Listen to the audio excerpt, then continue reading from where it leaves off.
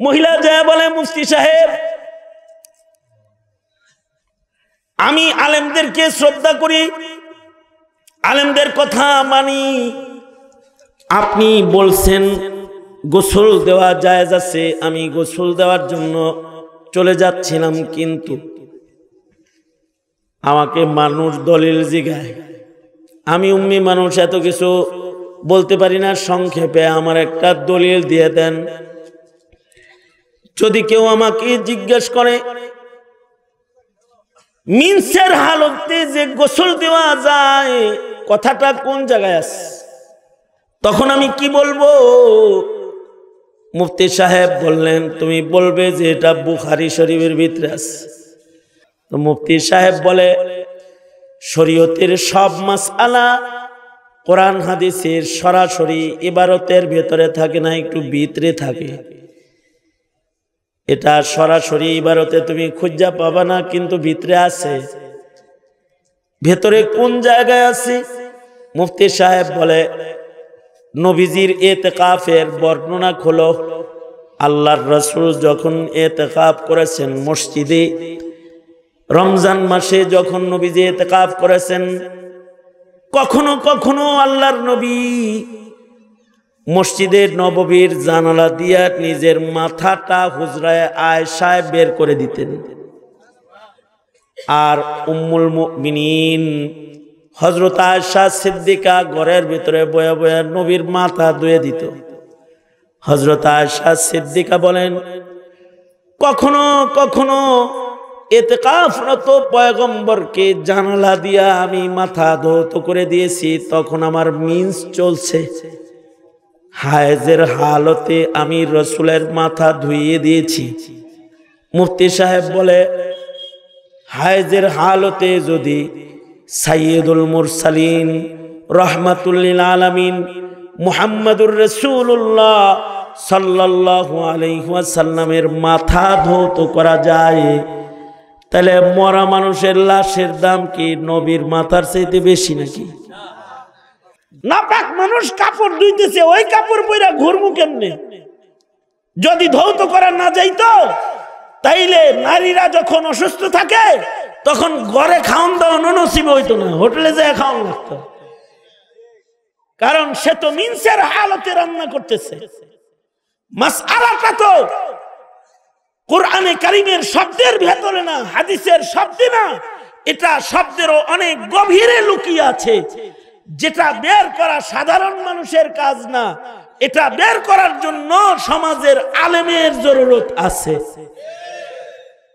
চোখ তো দান করে একজন কবরে চলে গেছে, তার চোখ দিয়ে কেউ যদি গুলি করে, তার চোখ দিয়ে কেউ যদি অপরাধ করে, মাসআলা এখন সামনে আসবে, সেটা হলো এই গুনাহগুলো কি যিনি করতেছে তার আমলনামায় যাবে, নাকি যে চোখ ব্যবহার করতেছে, যার চোখ ব্যবহার করতেছে তার আমলনামায় যাবে? কারণ এই চোখটা তো হেরে দেওয়া হয় নাই, চোখটা তো আল্লাহ দিয়েছিল তাকে যিনি মরে গেছে।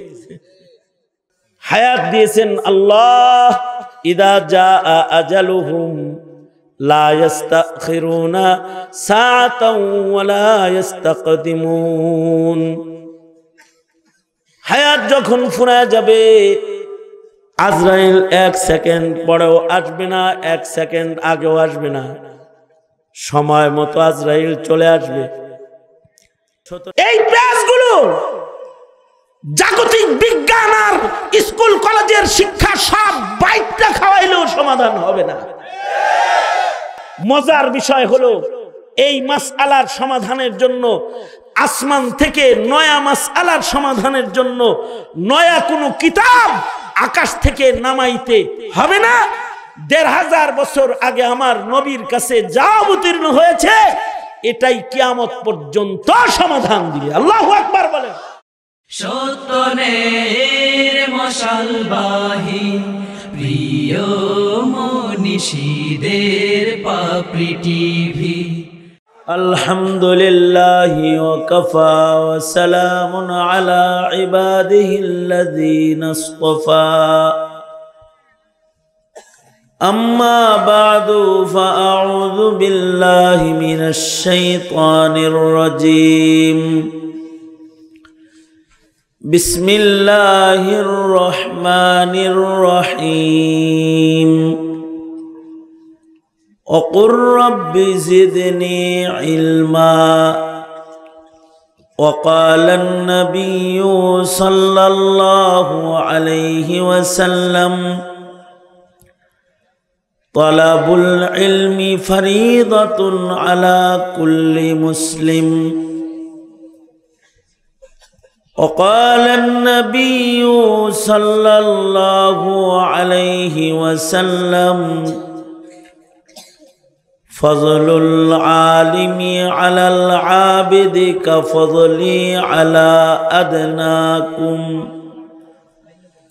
أو كما قال عليه الصلاة والسلام اللهم صل على محمد وعلى آل محمد كما صليت على إبراهيم وعلى آل إبراهيم إنك حميد مجيد اللهم بارك على محمد وعلى آل محمد كما باركت على إبراهيم وعلى آل إبراهيم إنك حميد مجيد দক্ষিণ মৈশাদী নুরানি তালিমুল কোরআন হাফিজিয়া মাদ্রাসার আয়োজনে আয়োজিত মহতি মাহফিলের মোহতারাম সাদার মোহতারাম সভাপতি উপস্থিত হযরত বুজুর্গ উলামায়ে কেরাম সম্মুখমানে সমবেত দিন প্রিয় ইসলাম প্রিয় দিনদার ইমানদার মুমিন মুসলমান ভাইরা বুড়া বাবারা যুবক ভাইরা পর্দার আড়ালের মা বোনেরা আল্লাহর দরবারে শুকর আল্লাহ তাআলা দ্বীনি নসিহতের মজলিসে উলামাদের সোহবতে জান্নাতের বাগানে আমাদেরকে আল্লাহ তাআলা আসার বসার তৌফিক দান করেছেন। কালিমাতুশ শুকর পড়ি, শুকরিয়া আদায় করি, জবান খুলে ভক্তি ভরে সমস্বরে আওয়াজ করে মুহাব্বতের সাথে উচ্চ কণ্ঠে উচ্চ আওয়াজে একযোগে একসাথে সকলে বলুন আলহামদুলিল্লাহ। দুদিন ধরে উলামা হযরতগণ গুরুত্বপূর্ণ নসিহত আপনাদেরকে করেছেন। মাহফিলের একেবারে শেষ লগ্নে শেষ ভাগে আমি আপনাদের সামনে বসে গেছি, বরকতের নিয়তে আয়াত এবং হাদিস আপনাদের সামনে পেশ করেছি। এগুলোকে সামনে করে অল্প কিছু কথা আপনাদের কানে পৌঁছে দেওয়ার ইরাদা, আল্লাহ তাআলা কিছু উপকারী কথা আপনাদের কানে পৌঁছানোর তৌফিক দান করেন। আপনারা দোয়া করুন, বলুন আমিন। এই পৃথিবীতে মানুষের বসবাস যেদিন থেকে শুরু হয়েছে, এই পৃথিবীতে ইলমি দ্বীনের চর্চা সেই দিন থেকেই শুরু হয়েছে।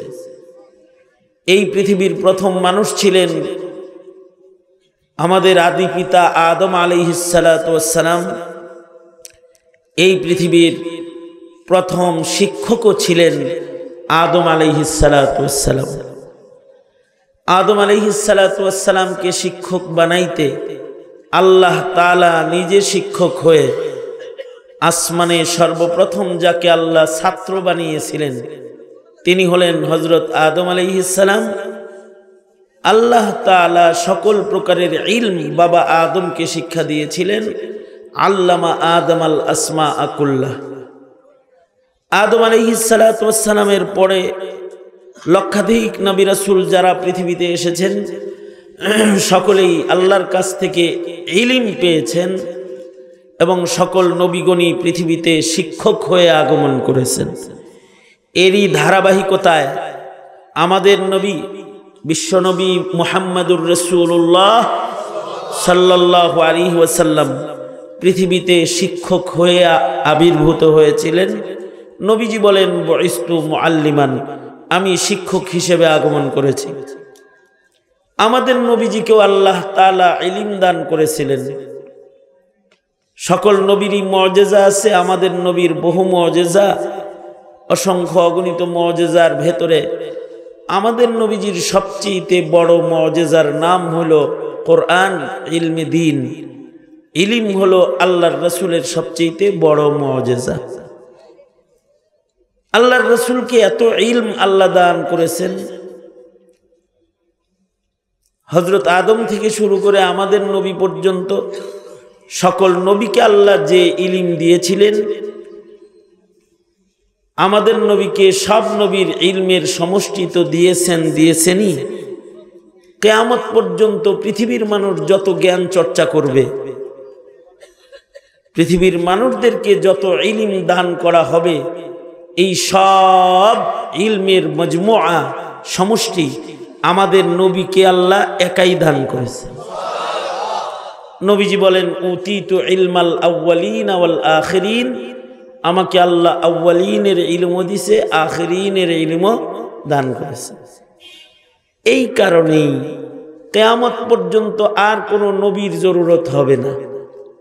কারণ কিয়ামত পর্যন্ত মানুষদেরকে সুপথ দেখানোর জন্য, শিক্ষা দেওয়ার জন্য যে ইলম দরকার, তা ১৫০০ বছর আগে কিয়ামত পর্যন্তের জন্য মানুষের সব সমস্যার সমাধান আল্লাহর নবীর কাছে অবতীর্ণ কোরআন, এর ভেতরেই আল্লাহ তাআলা দান করেছেন। এ কারণে আল্লাহর রাসূল চলে গেছেন, কিন্তু ইলম রয়ে গেছে, আছে, থাকবে। নবীজি বলেন, আমি চলে গেলাম, তোমাদেরকে কোরআন দিয়ে গেলাম, হাদিস দিয়ে গেলাম, এই দুইটা মেনে চলবে, জান্নাতে চলে যাবে। আরো আশ্চর্য বিষয় হলো, কোরআন নাজিল হয়েছে ১৫০০ বছর আগে, কিন্তু কোরআন ১৫০০ বছর পরে এখন যদি কোনো মাসআলা আসে, এটার সমাধানও দিবে। শুধু এখন না, ইসরাফিলের বাঁশি বাজার আগে, কিয়ামতের পূর্বে জাতি যে সমস্যায় পড়বে, সে সমস্যার সমাধানও কোরআন দিবে, নবীর হাদিস দিবে। আল্লাহু আকবার বলেন, আরো জোরে আওয়াজ করে বলেন আল্লাহু আকবার।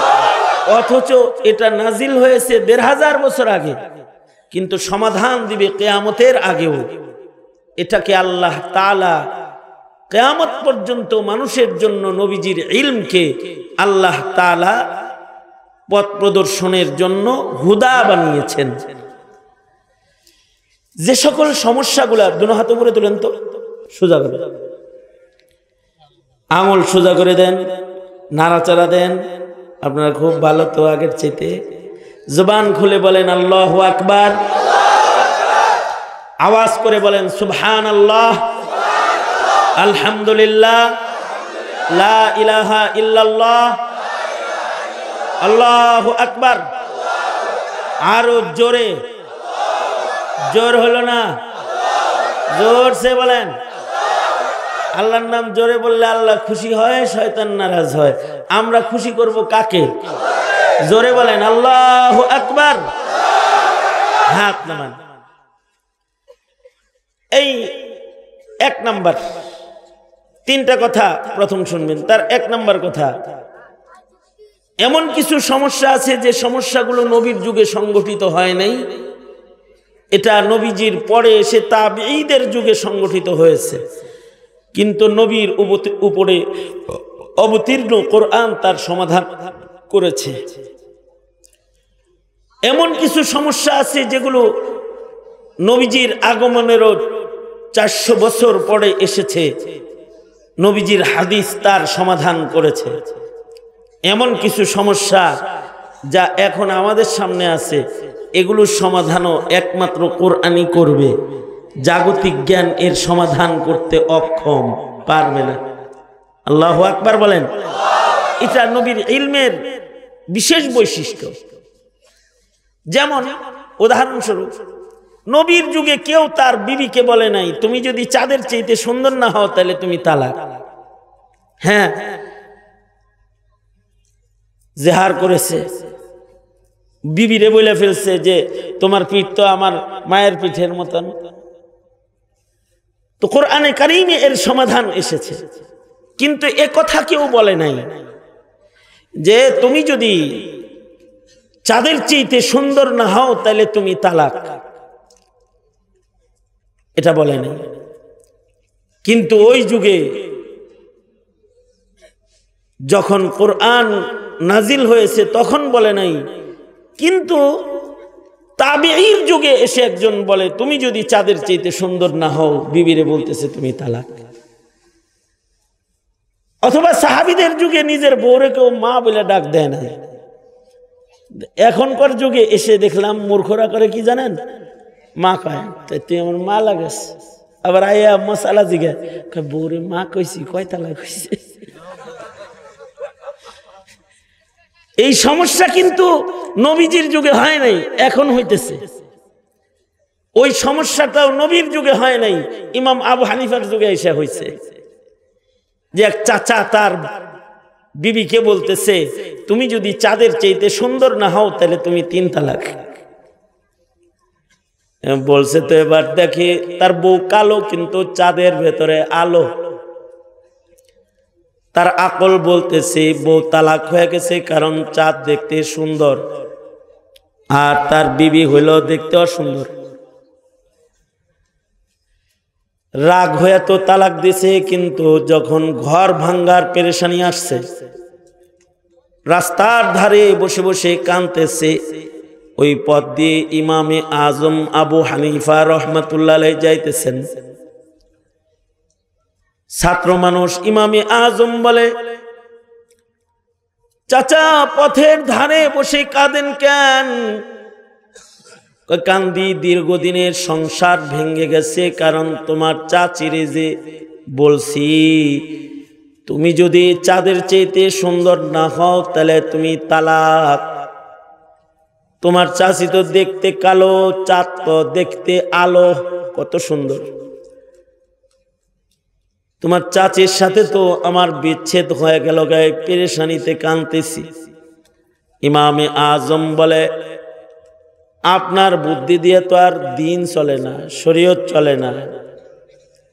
আল্লাহ পাকের কথার দ্বারায় শরীয়ত চলবে।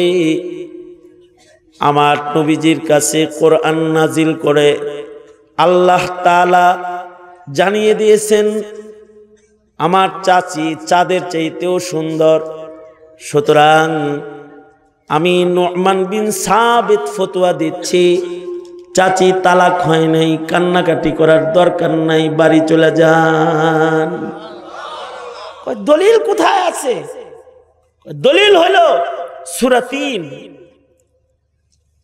4 জিনিসের কসম করে আল্লাহ তাআলা বলছেন যে মানুষকে আল্লাহ তাআলা সর্বোত্তম সৌন্দর্য দিয়ে বানিয়েছেন, উত্তম অবয়ব আকৃতি দান করেছেন। সুতরাং কোরআন মজিদের আল্লাহর এলান হলো মানুষ চাঁদের চাইতেও সুন্দর, যদিও সে কালো। মানুষ দুনিয়ার সবকিছুর চাইতে সুন্দর, যদিও মানুষ দেখতে কালো। আল্লাহু আকবার, জোরে করে বলেন।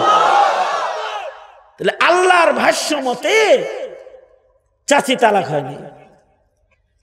সমাধান কোরআন থেকে বেরিয়ে আসলো তাবেঈর যুগে। এরও আরো 200-300 বছর পরে গিয়ে আর একটা উপমা, বাগদাদে এক মহিলা, যে মহিলা মহল্লায় যদি কোনো মহিলা মানুষ ইন্তেকাল করত, বাগদাদে এক মহিলা ছিল, এই মহিলাকে দিয়া মৃত মানুষের গোসল দেওয়া হতো। সে গোসলে খুব পাকা, মাইয়িতের গোসল দিতে পারত। কিন্তু একটা সমস্যা সামনে হাজির হয়ে গেল। বাগদাদে একটা মহিলা মারা গেল, আর সবাই তার কাছে আসলো তাকে গোসল দিবার জন্য বলতেছে। কিন্তু সমস্যা হলো মহিলার তখন ঋতুস্রাব চলছে। মহিলার মনের ভিতরে চিন্তা হলো আমার মিন্স চলছে, মাসিকের হালত, আমি নিজে নাপাক, আমি নাপাক হয়ে কি আরেকজনকে গোসল দিতে পারবো? তার আকল বলে আমার গোসলের পরে একজন মানুষকে কবরে নামানো হবে, আল্লাহর কাছে পাঠানো হবে। আমি নাপাক শরীরে তাকে গোসল দিতে পারবো কিনা মাসআলা জানার জন্য বাগদাদের মাদ্রাসায় গেছে। যা হুজুরদের জিগাইতেছে, হুজুর আমি তো হালতে হায়েজে আছি, আমি মৃত মানুষের গোসল দেই, মহল্লায় লোক মারা গেছে, আমাকে গোসল দিতে নিয়ে দেওয়ার জন্য নিতে আসছে। এখন আমি কি মিনসের হালতে কোনো মাইয়িতরে গোসল দিতে পারবো? মুফতি সাহেব ফতোয়া দিলেন, যাও তুমি গোসল দিতে পারবে। মুফতি সাহেব ফতোয়া দিয়ে দিছে পারবে। মাদ্রাসার বাইরে গেলে লোকেরা বলে, কই যাও, মৃত মানুষের বাড়ি যাও না নিজের বাড়ি যাও? গোসল দিতে যাই, জায়েজ আছে, পারবা? হ্যাঁ, মুফতি সাহেব বলছে পারবো। দলিল কি? তা তো জিজ্ঞাসা, আমি উম্মি মানুষ, আলেমের কথার উপরে আমার ভক্তি শ্রদ্ধা আছে, উনি বলছে পারবো, আমি যাইতেছি, আমারও তো দলিল টলিল দরকার নেই। তো ছেলেরা বলে, ছাত্ররা বলতেছে, আমনের দরকার নেই, দলিল তো আর একজনের দরকার হইতে পারে, জিগাইলে বলবেনটা কি, যান জিগায় আসেন। এ হলো এই মুসা আলাইহিস সালামের মতো ভূমিকা পালন করছে একজন। মুসা আলাইহিস সালাম যেমন ষষ্ঠ আকাশ থেকে নবীজিকে আবার নামাজ কমাইবার লেগে উপরে পাঠাই দিছে, এই লোকগুলা এই মহিলাকে দলিল জানার জন্য আবার মুফতি সাহেবের কাছে পাঠাই দিছে। মহিলা যায় বলে, মুফতি সাহেব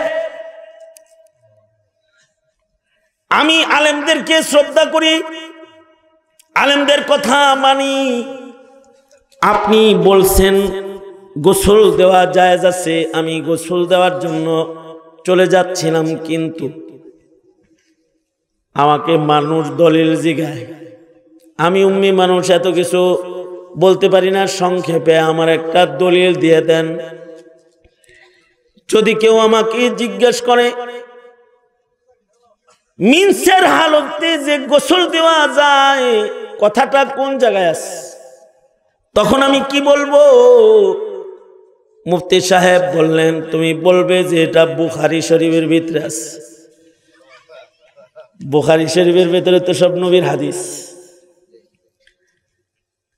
আর বুখারীর ভিতরে আছে সব সহিহ হাদিস। আসাহুল কুতুবি বাদা কিতাবিল্লাহ, কোরআন মজিদের পরে সবচেয়ে বিশুদ্ধতম কিতাবের নাম হলো সহিহ বুখারী, যার ভেতরে যত হাদিস আনা হয়েছে সব সহিহ হাদিস। ইমাম বুখারী 3 লক্ষ হাদিস থেকে বাছাই করে কয়েক হাজার হাদিস জড়ো করে কিতাব লিখেছেন, যে কিতাবকে আল্লাহ তাআলা ব্যাপক মকবুলিয়ত দান করেছেন। এত মকবুল কিতাব যে এইটা পড়লে পরে একজনকে মাওলানা সাহেব বলা হয়। দাওরায়ে হাদিসে কিতাব যখন কেউ পড়ে ফেলে তখন তাকে আলেমে দ্বীন বলা হয়। আজব এক কিতাব, যে কিতাবের প্রতিটি হাদিস লিখার আগে ইমাম বুখারী রহমাতুল্লাহি আলাইহি গোসল করেছেন। প্রতিটি হাদিস লেখার আগে 2 রাকাত করে নফল নামাজ পড়েছেন। যদি 7000 হাদিস থাকে তাহলে এই কিতাবটা লিখতে গিয়ে 14000 রাকাত নামাজ পড়েছেন, আর 7000 বার তিনি গোসল করেছেন। এইরকম একটা মকবুল কিতাব বুখারী শরীফ, এইটা পড়লে একজনকে তখন বলা হয় মাওলানা সাহেব। যখন কেউ মাদ্রাসায় বুখারী পড়ে আসে তখন তাকে মাওলানা সাহেব বলে। এবং এই বুখারী শরীফের মকবুলিয়তটা শুধু আজমের কাছে না, আরবদের কাছেও। অথচ ইমাম বুখারী নিজে আরবি লোক ছিলেন না, উনি ফার্সি। ওনার ভাষা ছিল ফার্সি, কিন্তু আরবরাও বুখারী শরীফকে সর্বোচ্চ মর্যাদা দেয়। এখন কেউ যদি এটা বলে যে এই কথাটা বুখারী শরীফে আছে, তাহলে আর দলিল টলিল কেউ জিজ্ঞেস করার সাহস পায় না। এই কারণে দেখবেন অন্যান্য হাদিসের কিতাবে হাদিসটা বুখারীতে যে আছে অথবা মুসলিম শরীফে আছে, এটা বর্ণনা করার জন্য মুত্তাফাকুন আলাইহি অথবা রাওয়াহুল বুখারী শব্দ হাদিসের সাইড দিয়ে লাগায় দেয়। তার মানে শব্দ দেখলে সবাই বুঝে এটা বুখারী শরীফের কথা। এই কথার ভিতরে কোনো মানে এটা দুর্বল কথা না, এটা সহি কথা। মুফতি সাহেব বলে দিলেন, তোমাকে যদি কেউ দলিল জিগায় তুমি বইল যে কথাটা বুখারী শরীফের ভিতরে আছে। বাস, মহিলার তো সামান হইছে। এবার মহিলা আবার ফেরত যাইতেছে। ছাত্ররা বলে, এই যে দলিল জিগাইছেন নি, যে দলিল জিজ্ঞাসা করেছি কোন কিতাবে আছে? কয় মুফতি সাহেব বলছে বুখারী শরীফে আছে। মাইয়িতরে গোসল দেওয়া জায়েজ আছে, আমার এটা বুখারী শরীফের ভিতরে আছে। মহিলা এই কথা বইলা চলে গেছে। ছাত্ররা সবাই মিলা বুখারী শরীফ গাটা শুরু করছে। বুখারী শরীফের কোন হাদিসে আছে দেখি। মাইয়িতের গোসলের অধ্যায় হাদিসগুলো ঘাটবার লাগছে। গাইটা কোনো জায়গায় আর এটা খুঁজে পায় না যে মিন্সের হালতে গোসল দেওয়া যায়, এটা কোনো জায়গায় পাইতাছে না। ছাত্ররা ওস্তাদের কাছে যায়, বলে ওস্তাদজি দলিল জিগাইলো, বলে দিলেন বুখারীতে আছে, কিন্তু বুখারী শরীফের কোনো জায়গায় খুঁজে পাই না। বুখারী শরীফের কোন জায়গায় আছে? উস্তাদজি বলে, মুফতি সাহেব বলে সব কিছু তো উপরে থাকে না, কিছু ভিতরে থাকে। সাগরের পানির উপরে সব থাকে না, নিচেও কিছু থাকে। ডুবুরিরা নিচ থেকে মণিমুক্তা বের করে, ঝিনুকের ভেতরের মুক্তার নিচের থেকে ডুবুরিরা বের করে আনে। লাঙ্গল দিয়া যে ক্ষেত থেকে ধান উঠায়, গম বনে, ধান বনে, সরিষা বনে, লাঙ্গল দিয়ে এখান থেকে গ্যাস বের হয় না। একই জমিনের নিচ থেকে বিজ্ঞানীর আশ্রয় গ্রহণ করে গ্যাস উত্তোলন করে। সব কিছু উপরি ভাগে থাকে না, কিছু নিচে থাকে। তো মুফতি সাহেব বলে শরীয়তের সব মাসআলা কোরআন হাদিসের সরাসরি ইবারতের ভেতরে থাকে না, একটু ভিতরে থাকে। এটা সরাসরি ইবারতে তুমি খুঁজা পাবা না, কিন্তু ভিতরে আছে। ভেতরে কোন জায়গায় আছে? মুফতি সাহেব বলে নবীজির ইতিকাফের বর্ণনা খোলো। আল্লাহর রাসূল যখন ইতিকাফ করেছেন মসজিদে, রমজান মাসে যখন নবীজি ইতিকাফ করেছেন, কখনো কখনো আল্লাহর নবী মসজিদের নববীর জানালা দিয়া নিজের মাথাটা হুজরায়ে আয়েশায় বের করে দিতেন। আর উম্মুল মুমিনিন হযরত আয়েশা সিদ্দিকা ঘরের ভিতরে বয়া বয়া নবীর মাথা ধুয়ে দিত। হযরত আয়েশা সিদ্দিকা বলেন, কখনো কখনো ইতিকাফরত পয়গম্বরকে জানালা দিয়া আমি মাথা ধৌত করে দিয়েছি, তখন আমার মিন্স চলছে। হায়েজের হালতে আমি রসুলের মাথা ধুইয়ে দিয়েছি। মুফতি সাহেব বলে হায়েজের হালতে যদি সাইয়্যিদুল মুরসালিন রাহমাতুল লিল আলামিন মুহাম্মাদুর রাসূলুল্লাহ সাল্লাল্লাহু আলাইহি ওয়াসাল্লামের মাথা ধৌত করা যায়, তাহলে মরা মানুষের লাশের দাম কি নবীর মাথার চাইতে বেশি নাকি? যেহেতু হায়েজের হালতে নবীর মাথা ধোয়া যায়, হায়েজের হালতে মরা লাশও ধৌত করা যায়। এই একই জায়গা থেকেই মাসাইল বের হবে অন্য কিছুর। নাপাক মানুষ কাপড় ধুইতেছে, ওই কাপড় পইরা ঘুরমু কেমনে? যদি ধৌত করা না যাইতো তাইলে নারীরা যখন অসুস্থ থাকে তখন ঘরে খাওয়ান দাওয়ান নসিব হইতো না, হোটেলে যায় খাওয়ান লাগতো। কারণ সে তো মিনসের হালতে রান্না করতেছে। মাসআলাটা তো কোরআনে কারীমের শব্দের ভেতরে না, হাদিসের শব্দে না, এটা শব্দেরও অনেক গভীরে লুকিয়ে আছে, যেটা বের করা সাধারণ মানুষের কাজ না। এটা বের করার জন্য সমাজের আলেমের জরুরত আছে এবং ইলমেরও জরুরত আছে। কারণ এই সমস্যার সমাধান জগতের কোন জাগতিক জ্ঞান দিতে পারবে না। মুফতি আজম পাকিস্তান মুফতি শফি রহমতুল্লাহ আলাইহি উনি 50 বছর আগে বলে গেছেন। মুফতি আজম পাকিস্তান বলে কি, দেখো মাসাইলের জটিলতা দিন যাবে আর বাড়বে। একটা সমাজ আসবে যখন শুধুই মাত্র মাসআলার অভাবে জারজ সন্তানের সংখ্যা বেড়ে যাবে, শুধুই মাত্র মাসআলা না জানার কারণে মুতাল্লাকা বিবি নিয়ে ঘর সংসার করবে, শুধুই মাত্র মাসআলা না জানার কারণে একজনের কারণে আর একজনের আখিরাতও নষ্ট হয়ে যাবে। তো উনি বললেন একজনের কারণে আবার আরেকজনের আখিরাত কেমনে নষ্ট হয়? মনে করো একটা সমাজ আসবে যখন অঙ্গ রিপ্লেস শুরু হবে, অর্থাৎ একজনের চোখ আরেকজনকে দান করা হবে, যেটা শুরু হয়ে গেছে অলরেডি। একজনের চোখ আরেকজনকে দিয়ে দেয়, আর চিকিৎসা বিজ্ঞান এত উন্নত যে একজনের চোখ আরেকজনের চোখে স্থাপন করে ফেলায়। আমি মুরাদনগরে গেছি মাহফিল করতে, তো ওখানে এক লোক আইসা দেখা করছে আমার সাথে। দেখা করে বলে, হুজুর আমরা দুইজন মিলে একজন।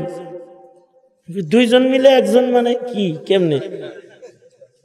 হুজুর আমার দুটোটা কিডনি নষ্ট হয়ে গেছে, আমার বউ আমার এক কিডনি দান করছে, আমরা জামাই বউ দুইজন মিলে একজন। আপনি আমাদের জন্য দোয়া করবেন, আমাদের এক কিডনি যেন দুই কিডনির সার্ভিস দেয়। সে বলে কি যে বউ কিডনিটা দিছে দেখেই বাচ্চা রয়েছে হুজুর। আমি কইলাম যে নাউজুবিল্লাহ পড়েন, আস্তাগফিরুল্লাহ পড়েন, এটা কি বললেন আপনি? এটা তাড়াতাড়ি তওবা করেন। আল্লাহ যদি কাউরে বাঁচায় রাখে তাইলে সে কিডনি ছাড়াও বেঁচে থাকে, আর যদি আল্লাহ বাঁচায় না রাখে বহু কিডনি ভালো মানুষও মরে যায়। কথা বলেন ঠিক না? যায় না? এমন মানুষ পাবেন যার শরীরে কোনো রোগ নাই, একেবারে দিব্যি সুস্থ, ঘুমাইছে, সকালবেলায় আর দরজা খুলে না, দরজা ভাঙ্গিয়া দেখে যে যুবকটা মরে গেছে। কিন্তু আবার এমন মানুষ পাবেন, আমি নিজে পেয়েছি, যে 10 বছর যাবৎ সে তার কিডনি রোগে আক্রান্ত। এর ভেতরে ভাইও চিনে তারে, কমিশনার সাহেব, সেলিম সাহেব, লম্বা সময় পর্যন্ত সে ডায়ালিসিস করছে আর বেঁচে আছে। এর ভিতরে কোনোদিন এই যে তার কিডনি নাই, মানুষ দেখলে অনেক দিন পর্যন্ত বুঝেও নাই যে এর কিডনির সমস্যা। তার মানে আল্লাহ যদি কাউকে বাঁচায় রাখে তাহলে কিডনি ছাড়াও বাঁচায় রাখে, আর যদি আল্লাহ কাউরে মারে তো ভালো থাকার পরেও মারে। কারণ হায়াত মৌতের মালিককে আওয়াজ করে বলেন, আরো জোরে করে বলেন, জোরে করে বলেন, কে মালিক? কে? আল্লাহ মালিক। তা আমি ওনাকে বললাম যে বউ কিডনি দিছে দেহে বাইসা রয়েছেন, বিষয়টা এমন না, আল্লাহ বাঁচায় রাখছে। অর্থাৎ আপনার বিবি যদি আপনাকে কিডনি নাও দিত আর আল্লাহ যদি বাঁচায় রাখে তাহলে পারে না বাঁচায় রাখতে। সুতরাং এটা বলা যাবে না। হায়াত দিয়েছেন আল্লাহ, ইদা জাআ আজালুহুম লা ইস্তাখিরুনা সাআতাও ওয়া লা ইস্তাকদিমুন। হায়াত যখন ফুরায় যাবে, আজরাইল 1 সেকেন্ড পরেও আসবে না, 1 সেকেন্ড আগেও আসবে না, সময় মতো আজরাইল চলে আসবে। সুতরাং বাঁচায় রাখছেন আপনাকে আল্লাহ। এখন কিডনি যে এই বিবি হেরে দিল, এটা কতটুকু শরীয়ত সম্মত মাসআলার দরকার। কারণ হলো এই মহিলা যদি কালকে মারা যায়, হে তো কিডনি লয়ে বেঁচে রয়েছে, তাই না? তার পেটের ভিতরে যে কিডনি, এই কিডনিটা কার? হ্যাঁ, মহিলার না? মহিলা তো কবরে যায় রয়েছে, কিন্তু হে যদি এখন এই কিডনি লয়ে ঘুরে আর ডাহাতি করে, হে যদি এই কিডনি লয়ে ঘুরে আর পরনারী দেখে, এ যদি এই কিডনি লয়ে ঘুরে আর ঘুষ খায়, চোখ তো দান করে একজন কবরে চলে গেছে, তার চোখ দিয়ে কেউ যদি গুলি করে, তার চোখ দিয়ে কেউ যদি অপরাধ করে, মাসআলা এখন সামনে আসবে, সেটা হলো এই গুনাহগুলো কি যিনি করতেছে তার আমলনামায় যাবে, নাকি যে চোখ ব্যবহার করতেছে, যার চোখ ব্যবহার করতেছে তার আমলনামায় যাবে? কারণ এই চোখটা তো হেরে দেওয়া হয় নাই, চোখটা তো আল্লাহ দিয়েছিল তাকে যিনি মরে গেছে, ঠিক না? আমি মুফতি সাহেব না মাসলা বলতেও বসি নেই, তবে পেঁচ লাগাইতে বসছি। তো এবার কোরআনের আশ্রয় গ্রহণ করার দরকার আছে, যে এটা কি রিপ্লেস জায়েজ না না জায়েজ, এটা দরকার আছে। তো মুফতি আজম শফি রহমতুল্লাহ আলাইহি বলেন যে এমন একটা সমাজ আসবে যখন মানুষ অঙ্গ রিপ্লেস করবে। আরো আশ্চর্য খবর, বর্তমান আধুনিক মেডিকেল সায়েন্স যেটা করে ফেলেছে সেটা হলো, নাউজুবিল্লাহ বলার লেগে রেডি হয়ে বয়ে থাকেন, মানে শুয়োরের হাড় কাইটা মানুষের ভিতরে সেটিং করে ফেলেছে। শুয়োরটা তো নাজাসাতে আইনি, নাজাসাতুল আইন, একেবারে শুয়োর পুরাটাই নাপাক। শুয়োরের শুয়োর নাপাক, শুয়োরের হাড় পাক। হ্যাঁ, এখন শুয়োরের হাড় যদি কোনো মানুষের ভিতরে লাগায়, তাহলে তার দৈহিক অবস্থান কি? আপনারা কোয়েন না, মানে পেঁয়াজগুলো খালি হোনেন খালি। এই যে পেঁয়াজগুলো, এই পেঁয়াজগুলো জাগতিক বিজ্ঞান আর স্কুল কলেজের শিক্ষা সব বাইটটা খাওয়াইলেও সমাধান হবে না, সব বাইটটা খাওয়াইলেও সমাধান হবে না। মুফতি আজম শফি রহমতুল্লাহ আলাইহি আরো একটা শক্ত কথা বলেছেন, সেটা হলো মুফতি আজম বলেন, এখন তো চোখ লাগায়, এ কারণে চোখ ডাকাতি হয়, মানুষ ধরে নিয়ে চোখ খুলে লয়ে যায়। কিডনি লাগায় দেখে মানুষ কিডন্যাপ হয়, কিডনি খুলে চালায়। মৃত মানুষ পড়া পাওয়া যায়, ভিতরে কিডনি নাই, তার মানে হলো মানুষটাকে কিডন্যাপ করে কিডনিটাকে খুলে বিক্রি, এটাকে হসপিটালে নিয়ে মানুষটাকে ডাস্টবিনে ফেলা হয়েছে। মুফতি আজম বলেন এমন একটা সময় আসবে যখন বিজ্ঞান আর চিকিৎসা বিজ্ঞান এতদূর আগায় যাবে যে দারিদ্রতার কারণে একজনের দেহের রক্ত যেমন আরেকজনের কাছে বিক্রি করে, দারিদ্রতার কারণে পুরুষরা নিজেদের পুরুষ অঙ্গকে আর এক পুরুষের কাছে, যার কাছে টাকা আছে পুরুষ অঙ্গ নাই, হের কাছে বিক্রি করবে। বয়ে রয়েছে নাউজুবিল্লাহ কবেটা, মানে গ্রামে একটা আছে টাকাওয়ালা, এর নুনু নাই,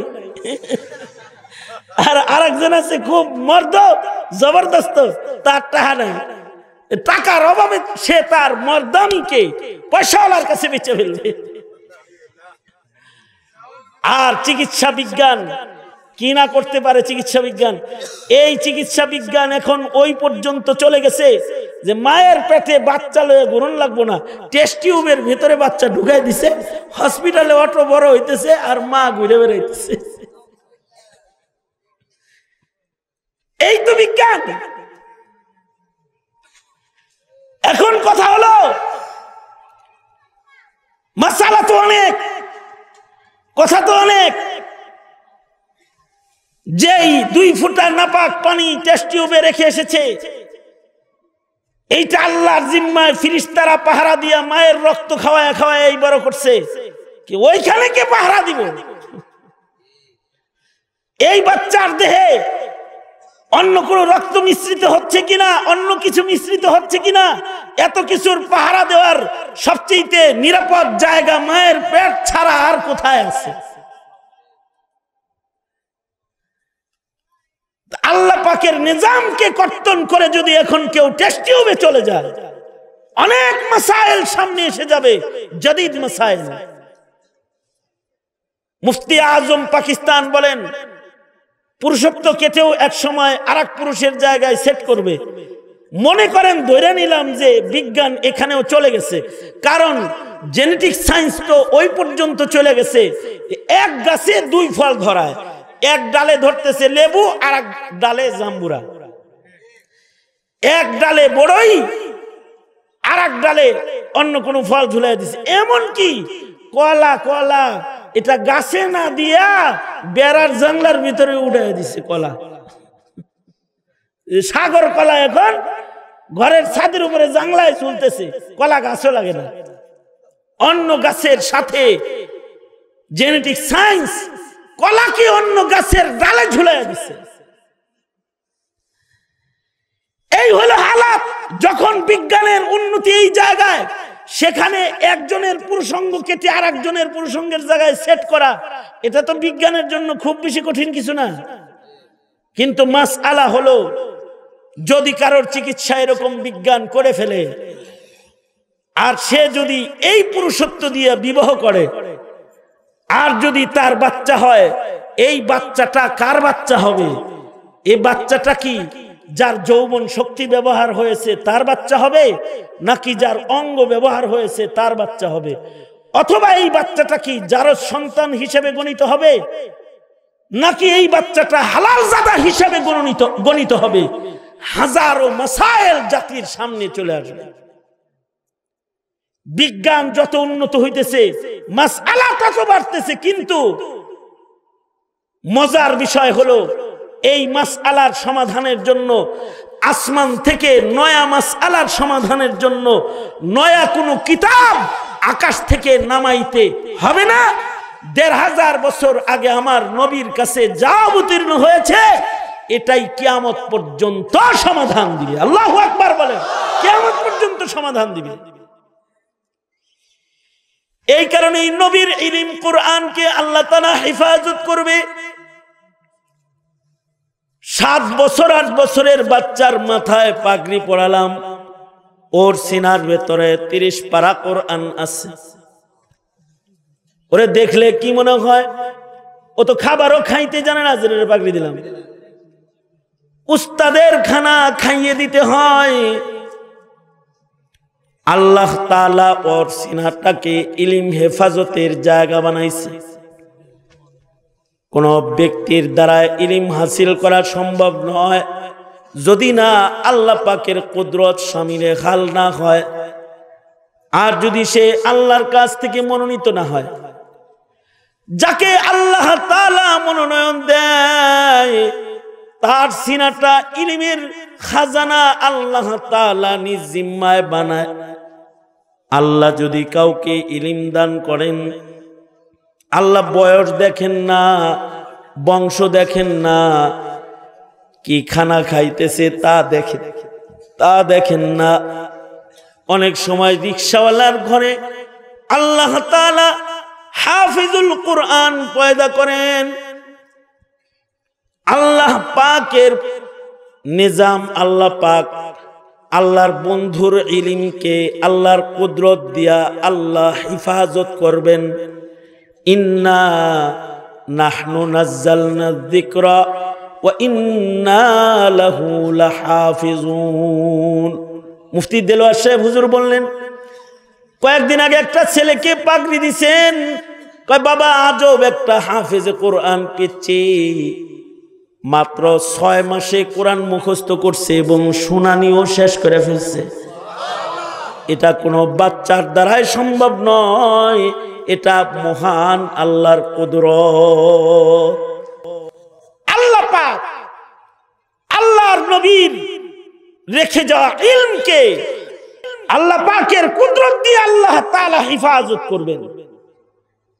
সুতরাং যারা এই ইলমের সহায়ক হবে, তাদেরকে আল্লাহ তাআলা আল্লাহর কুদরত যাদেরকে আল্লাহ তাআলা দান করেছেন, তাদের সাথে আল্লাহ তাদের হাসর করবে।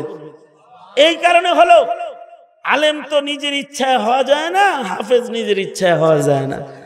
আল্লাহর ফয়সালায় আলেম হয়ে যায়, আল্লাহর ফয়সালায় হাফেজে কুরআন হয়ে যায়। যারা এদেরকে সাহায্য করে, যারা এদেরকে ভালোবাসে, যারা এদেরকে মুহাব্বত করে, সহযোগিতা করে, তাদেরকেও আল্লাহ তাআলা এদের দলভুক্ত হিসেবে গণনা করে নেন। এ কারণে আল্লাহর রাসূল বলেছেন আও মুহিব্বান, ওরা তো কোরআন হেফাজত করতেছে আল্লাহ পাকের মনোনয়নে। আমরা আমাদের যার যে পাশ থেকে যে শক্তি আছে সেই শক্তি দিয়ে ওদের সাথে থাকবো ইনশাআল্লাহ। সুতরাং কোরআন সংরক্ষণের এই যে হিফজখানা, যেখানে হিফজুল কোরআনের তালিম হয়, এই হিফজুল কোরআনের এই মার্কাজটা ধরে রাখতে তৈরি আছেন না ইনশাআল্লাহ? মুইন ভাই, মুজিব ভাই, ওনারা তো বাপের আমানত, এজন্য ওনাদের দরদ ভালোবাসা আছে। আপনারা ওনাদেরকে আপনাদের পাশে সর্বোচ্চ পান মাদ্রাসাটার জন্য। কিন্তু এই মাদ্রাসা এই পরিবারের না, এই মাদ্রাসা আল্লাহর নবীর।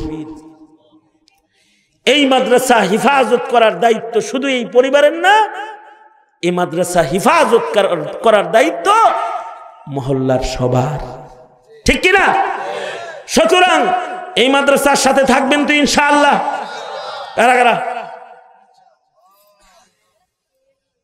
ইয়া আল্লাহ, মওত পর্যন্ত আলেমদেরকে ভালোবাসব।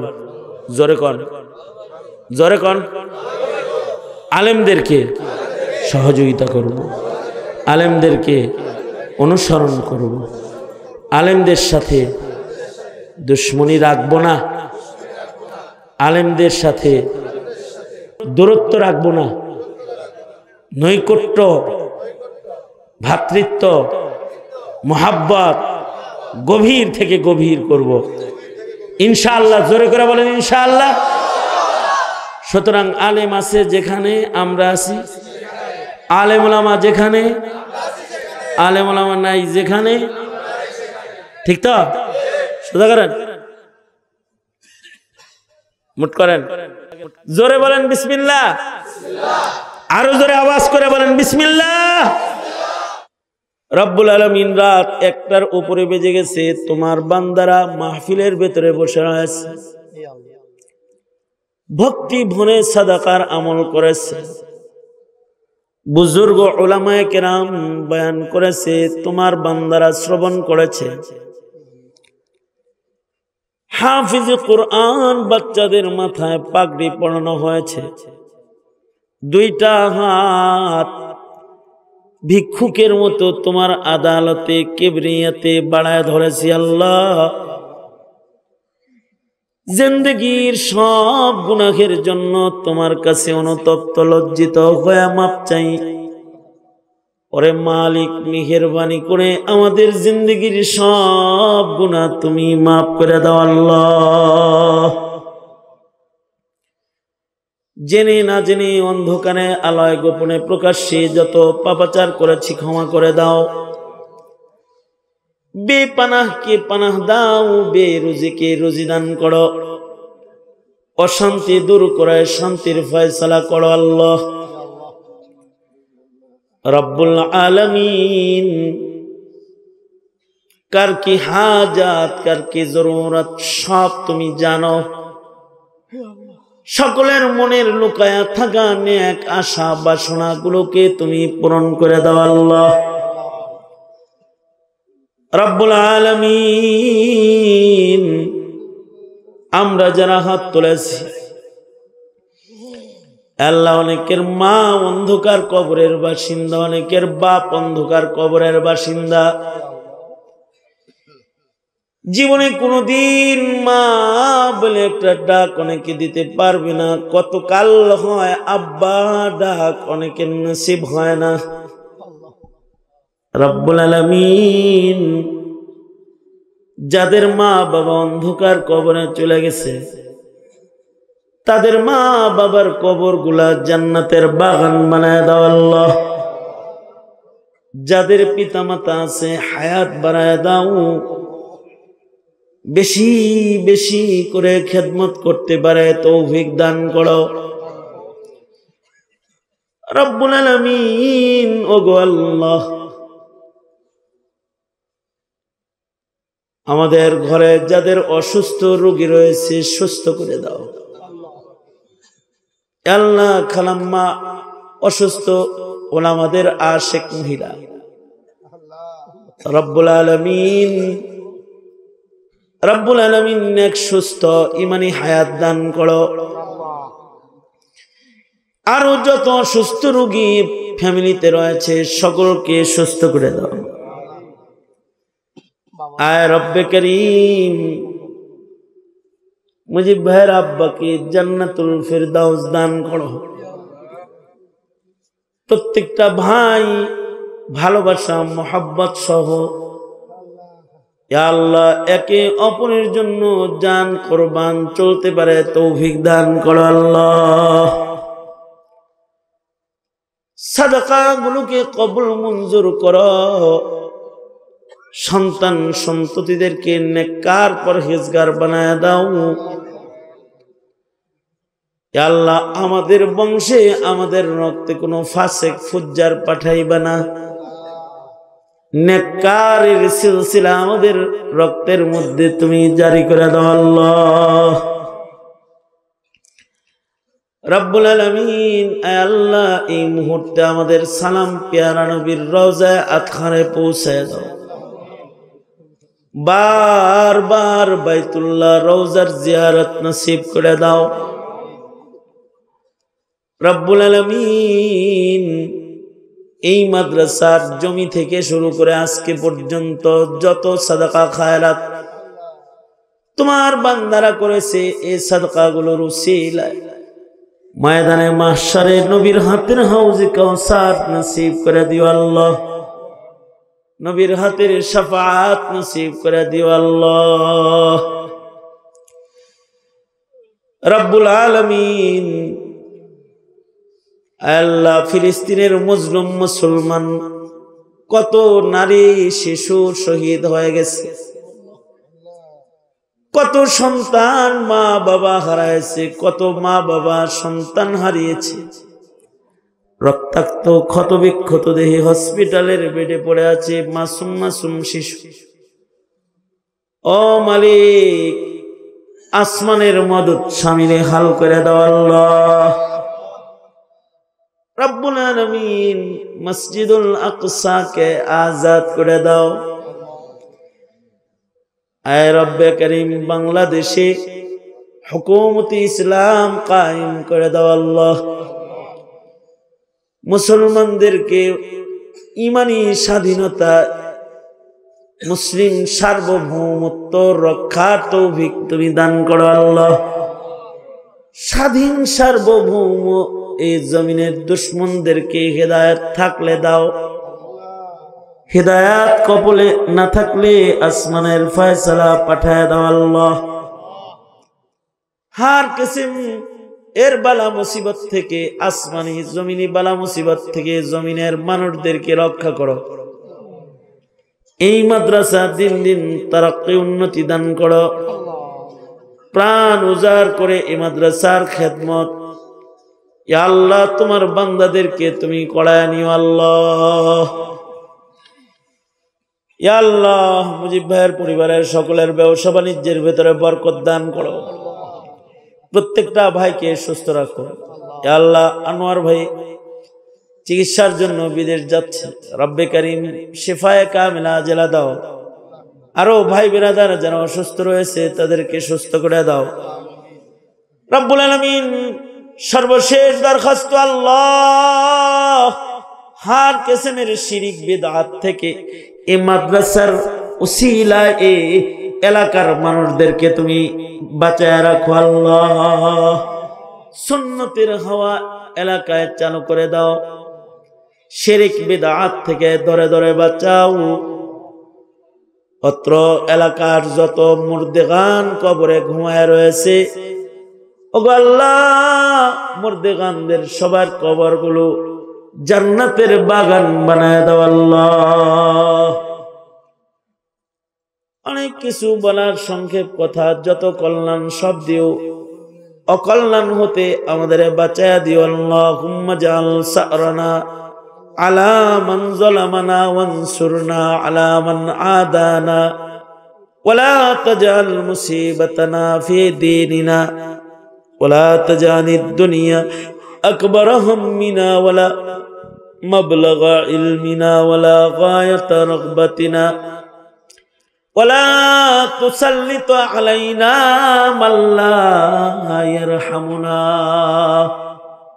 اللهم زدنا ولا تنقصنا وأكرمنا ولا تهنا وأعطنا ولا تحرمنا وآثرنا ولا تؤثر علينا وأرزنا وارض عنا يا كريم سبحان ربك رب العزة عما يصفون وسلام على المرسلين والحمد لله رب العالمين آمين آمين برحمتك يا أرحم الراحمين পাপড়ি টিভি হক্কানি ওলামায়ে কেরামের মুখপাত্র।